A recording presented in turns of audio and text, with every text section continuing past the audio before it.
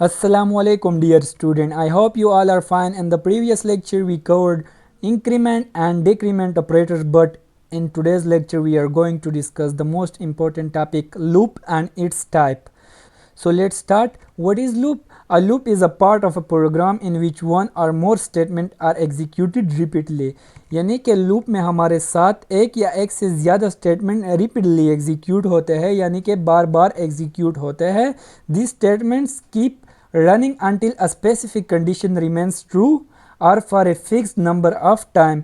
ये स्टेटमेंट तब तक एग्जीक्यूट होता रहेगा जब तक कि हमारे साथ कंडीशन ट्रू होगा या फिर एक फिक्स नंबर ऑफ टाइम तक ये हमारे साथ एग्जीक्यूट होता रहेगा. Now there are three type of loop. One is for loop, second is while loop, and the third one is do while loop. And today we will discuss about for loop. What is for loop? A for loop is used when we want to run a block of code again and again for a specific number of time. यानी कि for loop में हम एक statement को या block of code को बार बार एक specific number of time तक एग्जीक्यूट करते हैं. इसको हम काउंटर लूप भी कहते हैं. अभी आपको थोड़ी सी कंफ्यूजन होगी, लेकिन आगे मैं आपको फ्लो चार्ट से समझाने वाला हूं, उससे आपको 100% क्लियर हो जाएगा कि फॉर लूप क्या है.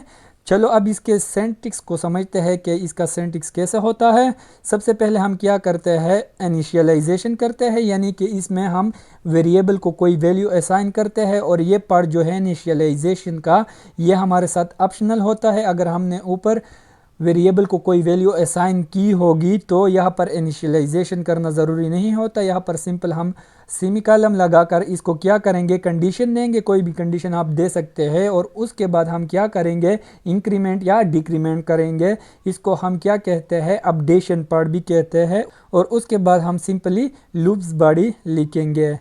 तो ये थी इसकी सिंटैक्स. अब हम इसको फ्लो चार्ट से समझेंगे. तो सबसे पहले हम क्या करेंगे, वेरिएबल इनिशियलाइज करेंगे और उसके बाद यहाँ पर हम कोई भी कंडीशन दे सकते हैं.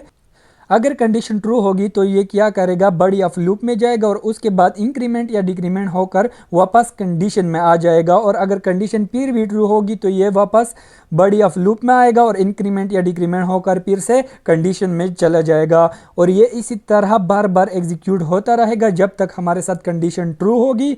और जब कंडीशन हमारे साथ फॉल्स हो जाएगी तो ये सिंपली एग्जिट कर देगा. तो उम्मीद है यहाँ तक आपको समझ आ गई होगी. इसके बाद हम इसको इम्प्लीमेंट करके देखेंगे ताकि आपको 100% क्लियर हो जाए. सबसे पहले हम यहाँ पर फॉर लिख देंगे और सिंटैक्स के मुताबिक हम सबसे पहले इनिशियलाइजेशन वाला पार्ट करेंगे, यानी कि एक वेरिएबल डिक्लेयर कर देंगे और उसको कोई भी वैल्यू हम असाइन कर देंगे. इसके बाद हम क्या करेंगे, इसको कंडीशन देंगे. फॉर एग्जाम्पल मैं एक कंडीशन देता हूँ कि आई इज़ लेस देन और इक्वल टू 10 और इसके बाद हम इसको इंक्रीमेंट या डिक्रीमेंट करेंगे. मैंने यहाँ पर आई को इंक्रीमेंट किया है. इसके बाद मैंने लिख दिया है कि सी आउट और यहाँ पर आई को डिस्प्ले किया है और लास्ट में मैं इसको हैंडल करता हूँ. तो चलो अब मैं आपको समझाता हूँ कि ये मैंने क्या किया है. सबसे पहले मैंने एक वेरिएबल डिक्लेयर किया है और उसको 1 से असाइन किया है.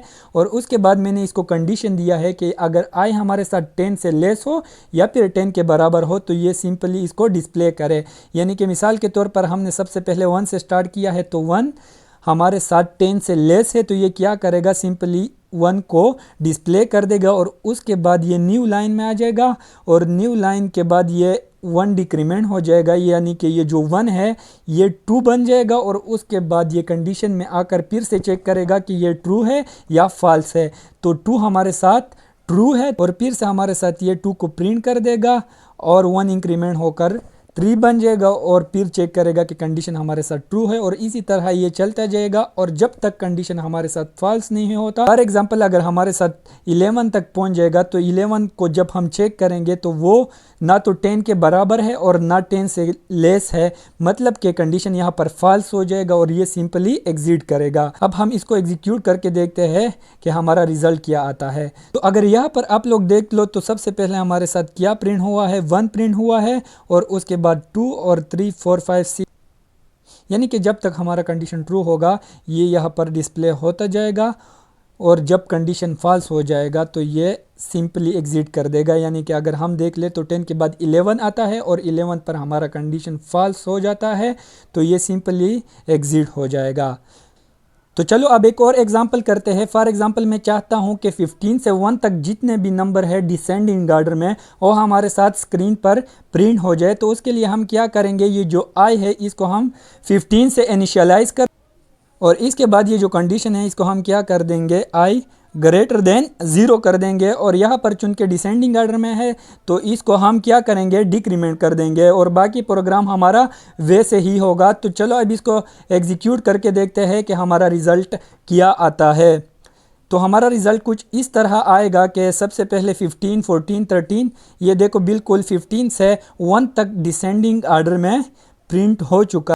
तो इस तरह से आप फॉर लूप को यूज़ कर सकते हो। उम्मीद है आपको समझ में आ गया होगा। अगर नेक्स्ट वीडियो में हम वाइल और डू वाइल लूप पर भी एग्जाम्पल करेंगे और उसको अच्छी तरह से समझेंगे। अगर आपको वीडियो अच्छी लगी हो तो वीडियो को लाइक, शेयर और चैनल को सब्सक्राइब कर दीजिएगा।